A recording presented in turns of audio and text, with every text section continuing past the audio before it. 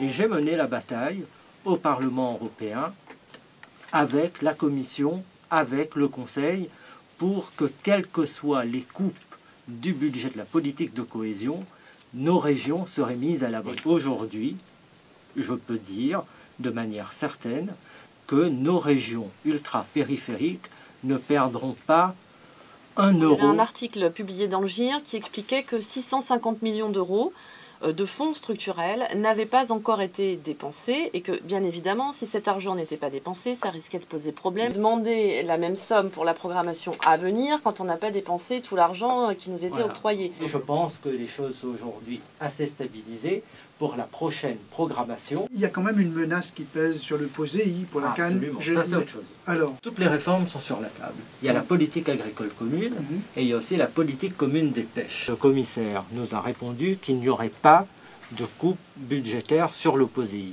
En revanche, la Commission envisage une modification d'un certain nombre de règles dans le POSEI et j'ai appelé à la vigilance pour que ce qui est envisagé pour répondre à des problèmes antillais, notamment concernant la banane, ne vienne pas fragiliser ce que nous avons de très précieux, c'est-à-dire notre filière canne. Comment expliquer que malgré tout, malgré l'aide de l'Europe depuis 1978, je crois, l'aide au quintal de Cannes, la filière ne décolle pas pour autant, j'en arrive quand même pas à satisfaire le quota fixé de 300 000 tonnes de sucre. La filière canne est extrêmement performante en matière d'innovation et il y a un avenir très grand pour les sous-produits.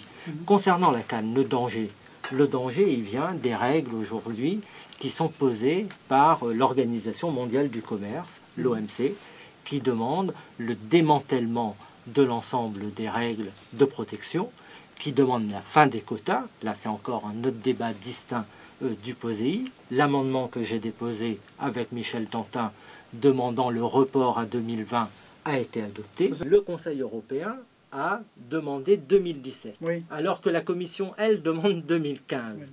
Donc chacun a sa date, ça va se stabiliser sans doute entre 2017 et 2018, mais dès 2018, c'est la fin des quotas.